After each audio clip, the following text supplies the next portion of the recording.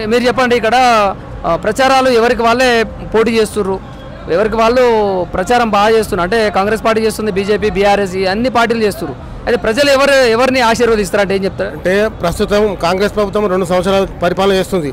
వాళ్ళు ఇచ్చిన పథకాలు 6 గ్యారెంటీలు 100 రోజులు చేస్తామన్న పథకాలు ఏవి కూడా అమలు కాలేదు.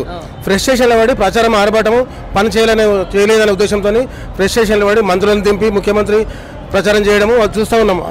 అంటే వాళ్ళు ఫెయిల్ అయ్యారు, ప్రభుత్వం ప్రజలు ఫెయిల్ అయ్యారు, పథకాలు అందించడంలో ఫెయిల్ అయ్యారు. కేసీఆర్ మాట మీద ఉండి వాళ్ళు అంటే వాగ్దానంలో చేసిండు, వాగ్దానం చేయకుండా కూడా పథకాలు అందించిండు. ప్రతి ఇంటికి అంతే, ప్రతి పౌరునికి అంతే. వీళ్ళు చేసింది అంత అబద్ధాలు, ఎన్నికల ప్రచారాన్ని అబద్ధాలు ఆడారు, అమలు చేయడంలో ఇంకా తప్పు చేసిండ్రు. గ్రామాలు అయితే ఇక్కడక్కడ నిరాశ ఉన్నారు, పబ్లిక్ అంతా కూడా మొన్న యూరియా బస్తాలు అక్కడ నిరాశ చెందిండు. ఇవాళ అందరం కూడా స్వచ్ఛందంగా వచ్చినాం. ఇవాళ ఈ ప్రచారం చేయడానికి మేమంతా కూడా ఈ ఓటమి అయితే కాంగ్రెస్ ఓటమి అయితే తెలివి వస్తుంది. హామీలు ఇచ్చిన పథకాల మీద అమలు చేయాలని ఒక తెలివి వస్తుంది. కాబట్టి వాళ్ళు సోయి తెచ్చుకోవాలి. ఇంకా ప్రభుత్వం 3 ఏళ్ళు ఉంది కాదనలేము, కానీ వాళ్ళు అమలు చేస్తలేరు. వాగ్దానాలు స్టేజ్ల మీద మాట్లాడుతున్నారు, అంత ఊకదంపుడు ప్రసంగాలు. ఇలా సినిమా యాక్టర్లు మర్చిపోయినారు. ఈ ముఖ్యమంత్రి చూస్తున్నారు, అంత ఆయన విజువల్ చూస్తలేరు, ఆయన మాట్లాడే చూస్తలేరు, అంత ఫెయిల్ అయిపోయినారు. అంటే గ్రామ స్థాయిలో ఫెయిల్ అయిపోయారు. అంత 6 గ్యారెంటీలు ఇస్తున్నామంటారుగా. బస్సు ఫ్రీ బస్సు ఒకటి తప్పితే అది కూడా మగపిల్లలకు డబుల్ పెంచి రేట్లు. ఇలా ఆడమగ అందరం సమానం, అందరం సామాన్య ప్రజలు తిరుగుతాం, బస్సులో మేము కూడా తిరుగుతాం. మాకేమో డబల్ రేట్లు పెంచారు, వాళ్ళకేమో తగ్గించారు, కొట్టుకుంటా ఉన్నారు.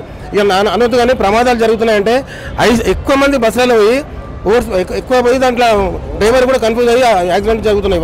వాస్తవానికి కొంతమంది ఫ్రీ బస్ అని చెప్పి వాళ్ళు అనవసరంగా కూడా తిరుగుతున్నారు, తిరిగే వాళ్ళు వేరే అనవసరంగా కూడా తిరుగుతున్నారు, వాళ్ళకేం అర్థమైతే లేదు. కాబట్టి మంచిదైనా దానికి రిస్ట్రిక్షన్ పెట్టే ఉండే, స్కూల్ పిల్లలకు వికలాంగులకు దానికి పెట్టి చేసేది ఉండే, కానీ అది ఇట్లా గాలికి వదిలినట్టు అది చేశారు. ఒక విషయం చెప్పండి, ఇక్కడ మాగంటి గోపీనాథ్ 3 సార్లు ఎమ్మెల్యే అయ్యిండు, ఏం అభివృద్ధి చేసినట్టు ఏం చెప్తారు? తప్పకుండా ఆయన అన్ని శానిటేషన్ కానీ, సీసీ రోడ్లు కానీ, మంచినీళ్ళ పథకం కానీ, ప్రభుత్వం భవనాలు కానీ చాలా కట్టించారు.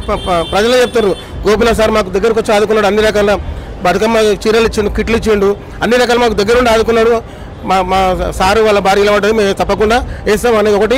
ప్రభుత్వ వ్యతిరేకత తీవ్రంగా ఉంది కాబట్టి ఆ వ్యతిరేకత కూడా సగం సమానంగా బీఆర్ఎస్ బూస్ట్ అవుతుంది.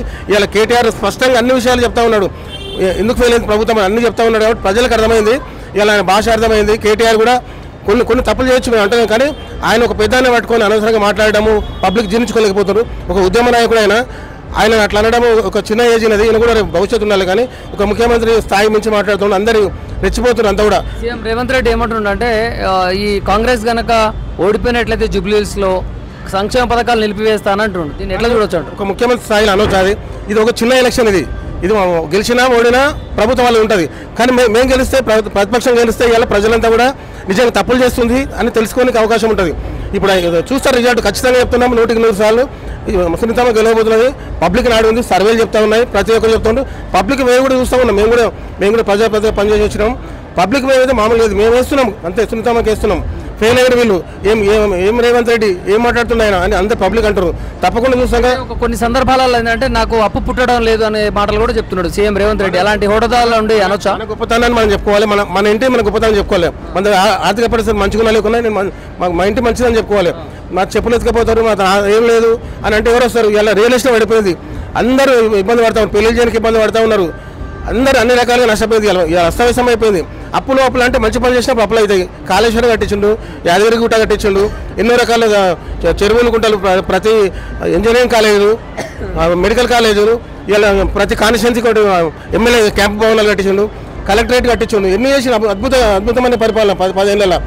ఉమ్మడి రాష్ట్రంలో ఉన్నప్పుడు ఇవన్నీ జరగలేదు. పబ్లిక్ అంతా కూడా ఇవన్నీ చూస్తున్నారు, ఏ ఊరికైనా అరే కేసీఆర్ కట్టిండు ఇవి కట్టిండు అని చెప్తా ఉంది. కాబట్టి ప్రజల నుంచి అయితే గొప్ప రెస్పాన్స్ ఉంది. ఇక్కడ జూబ్లీహిల్స్ ప్రజలు తప్పకుండా బీఆర్ఎస్ పార్టీ గెలుస్తుంది. కేసీఆర్ రాష్ట్రాన్ని అప్పుల కుప్ప చేసిండు అని అంటుండగా చెప్పాము, ఎంతమంది చెప్పాము, మంచి పనులు చేసిండు, మంచి స్కీమ్లు ఇచ్చిండు, ప్రజాదరణ పొందే స్కీమ్లు ఇచ్చిండు, రైతు బంధు, రైతు బీమా. గతంలో ఎవరు లేదు, రాజశేఖర రెడ్డి కొన్ని పథకాలు ప్రవేశపెట్టినా తొందరలో చనిపోయాడు ఆయన, కానీ అంతకుమించి కేసీఆర్ పథకాలు చేసిండ్రు. తప్పకుండా మొన్న ఎన్నికల్లో కొన్ని మాయమాట చెప్పి ఎన్నికలకు వచ్చారు. ఎంత 10% ఉంది మన శాతం ఉంది. చాలా మంది దగ్గరకు వచ్చి 1000-2000 పెడుతూ ఓడిపోయారు బీఆర్ఎస్ అభ్యర్థులు, తక్కువ మెజార్టీతో గెలిచారు. తప్పకుండా రానున్న అసెంబ్లీ ఎన్నికలు, జనరల్ ఈ ఎన్నికలు గెలిస్తే రేపు స్థానిక సంస్థలు కానీ, జనరల్ ఎన్నికలు కానీ తప్పకుండా బీఆర్ఎస్ పార్టీ గెలుస్తుంది. రాబోయే రోజుల్లో బీఆర్ఎస్ ప్రభుత్వమే అధికారంలోకి వస్తుంది. ఇక్కడ జూబ్లీహిల్స్ ప్రజలు ఎవరిని ఆశీర్వదిస్తారంటారా?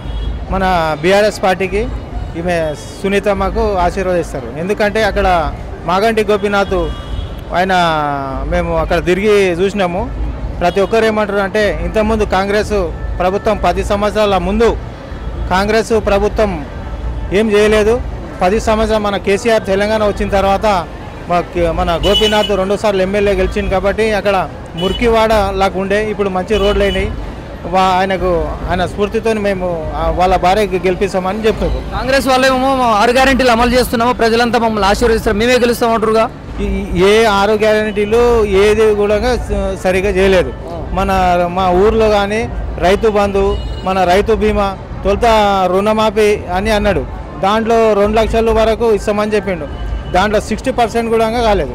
ఎందుకంటే మేము షాద్నగర్ కాన్స్టిట్యూన్సీ నుంచి ప్రచారానికి వచ్చినాం. ఇక్కడ లోకల్లో మా కొద్ది ఎక్కువ ఇచ్చేసారు. కాకపోతే ఇప్పుడు కేసీఆర్ ఈ 2 సంవత్సరాల్లో మళ్ళీ కేసీఆర్కే ఇక్కడ ముగ్గు చూపుతారు ప్రజలంతా. ఈసారి ఈమె మన బీఆర్ఎస్ పార్టీ అభ్యర్థి 100% గెలుస్తుందని మేము ఆశిస్తున్నాం. కేసీఆర్ పాలన బాగుందా, సీఎం రేవంత్ రెడ్డి పాలన బాగుంది? కేసీఆర్ పాలన బాగుంది. ఎందుకంటే మేము ముస్లిం, నేను హఫీజ్ను. అయితే మా ప్రతి కులానికి ఆయన ఇచ్చేసిండు. మా కులానికి, మా ముస్లింలకు 204 స్కూల్స్, గురుకుల పాఠశాలలు పెట్టిండు. కాంగ్రెస్ ప్రభుత్వంలో వాళ్ళు 30 సంవత్సరాలు పరిపాలన చేసిండ్రు. 6 గురుకుల పాఠశాలలు ఉండే. ఇంకోటి మన ముఖ్యంగా మన మోజన్లకు, మన మొల్సాబులకు 5,000 ఇచ్చింది కేసీఆర్ ప్రభుత్వం. 30 సంవత్సరాలు కాంగ్రెస్ ప్రభుత్వం ఖాళీ మన ఓట్లు వేసుకున్నారు కానీ ముస్లింలకు ఎలాంటి న్యాయం చేయలేదు. ఇంకోటి షాదీ ముబారక్ గుణంగా మాకు చాలా అనుకూలించారు. ఈయన వచ్చిన తర్వాత ఇప్పుడు మేము ఏదో బ్రిటిష్ పాలన లేము. 17వ తారీఖు విమోచన దినమని పెట్టిండి ఈయన కాంగ్రెస్ రేవంత్ రెడ్డి గారు. ఇంతకుముందు కూడా కాంగ్రెస్ వాళ్ళు ఇచ్చేసారు. కాకపోతే మనం నిజాము నుంచి గుంజుకున్నామా? ఆయన గవర్నర్ ఉండే కదా 54 వరకు. ఈయన విమోచన దినం పెట్టడానికి కారణమైంది ప్రజాపాలన అని పెట్టిడు. ఇది ఆయనకు ప్రతి ఒక్కరు, ప్రతి కులం నుంచి కూడా తిరుగుబాటు మొదలైంది. కాంగ్రెస్కు ఇది పతనం దారి చూపిస్తున్నది. మీరు కూడా రాబోయే రోజుల్లో మీడియా ద్వారా ఈ ప్రచారం చేయండి. 100% ఇక్కడ బీఆర్ఎస్ అభ్యర్థి గెలుస్తాడు. అంటే ఈ సీఎం రేవంత్ రెడ్డి కొన్ని రోడ్ షోలలో ఏమంటున్నాడు అంటే కాంగ్రెస్ కనుక ఓడిపోయినట్లయితే మాత్రం ఇక్కడ సంక్షేమ పథకాలు ఆపేస్తానంటుండు. పెట్టింది గవర్నమెంట్, ఈ ఆపేస్తే వాళ్ళకే నష్టపోతారు. ఇప్పుడు ఆయన ఇచ్చింది ఏం లేదు.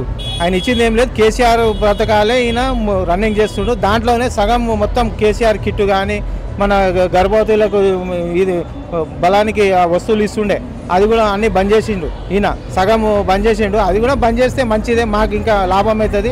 మేము కూడా ఆశిస్తున్నాం ఆయన బంద్ చేస్తేనే మాకు లాభం అవుతుందని మేము అనుకుంటున్నాం.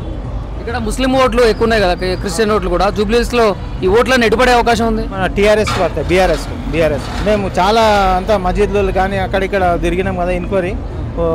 100% 70% పోల్ అవుతాయి మా ముస్లింలవి. దాంట్లో 50% మాకు పడతాయి.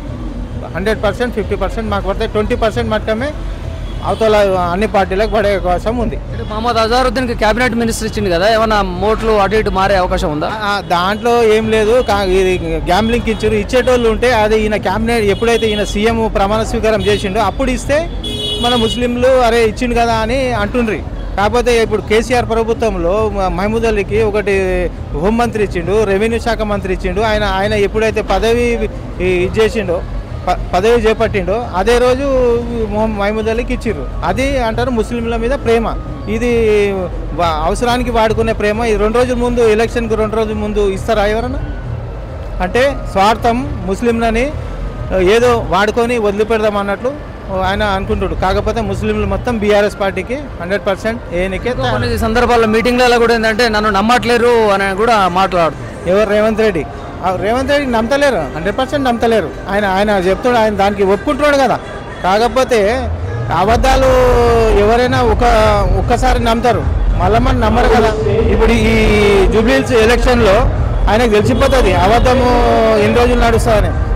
ఎన్నిసార్లు అబద్ధం చెప్పినా నిజము మట్టం ముందరికి వస్తుంది. 100% ఈసారి జూబ్లీహిల్స్లో ఆయనకు వ్యతిరేకంగా ఓటు వేస్తారు. ఆయనకు కూడా ఇబ్బందుల్లో ఇప్పుడు ఉన్నాడనే ఏదేదో పిచ్చి మాటలు మాట్లాడుతున్నాడు ఆయన.